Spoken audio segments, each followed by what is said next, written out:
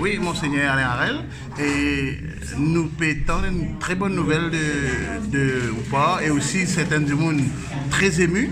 Et dis-nous qui c'est la bonne nouvelle là. Vous ne connaissiez une bonne nouvelle, hein? Mais en fait c'était une nouvelle, et en tout cas une manière que le pape fait ma confiance, hein, en me nommant et comme évêque aux Seychelles, le diocèse de Port-Victoria aux Seychelles.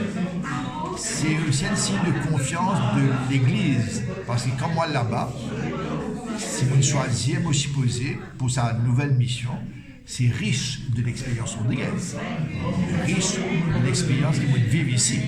C'est ça qui est la seule raison pour penser qui justifie nos nominations. Mais ceci dit, évidemment, c'est une nouvelle pour moi, qui est déchirée, parce qu'il y a une vie de 30 ans, et 18 ans comme évêque. Et donc, c'est à la limite un job, capable de remplacer notre job.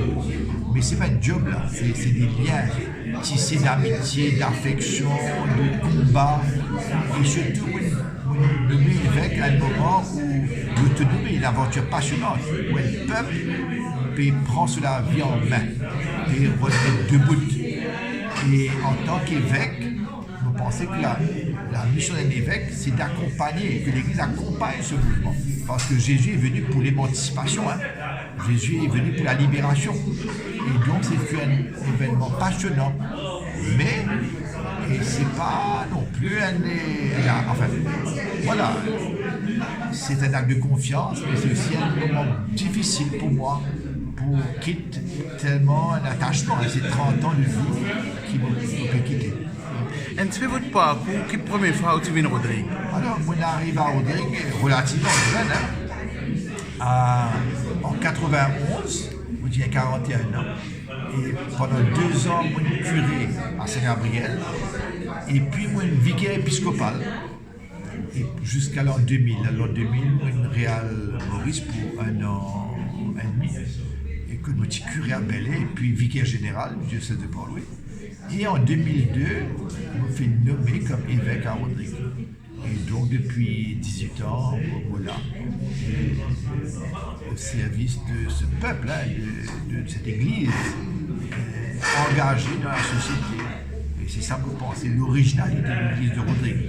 C'est une église qui est là où, dans le domaine de l'éducation, dans le domaine des questions sociétales, dans le domaine de la justice sociale, dans le domaine économique, de l'agriculture, dans tous les terrains où se joue l'avenir de Rodrigue, vous pensez que l'église à Rodrigue gagne un mot et dire un mot, pas simplement par la parole, mais par son action.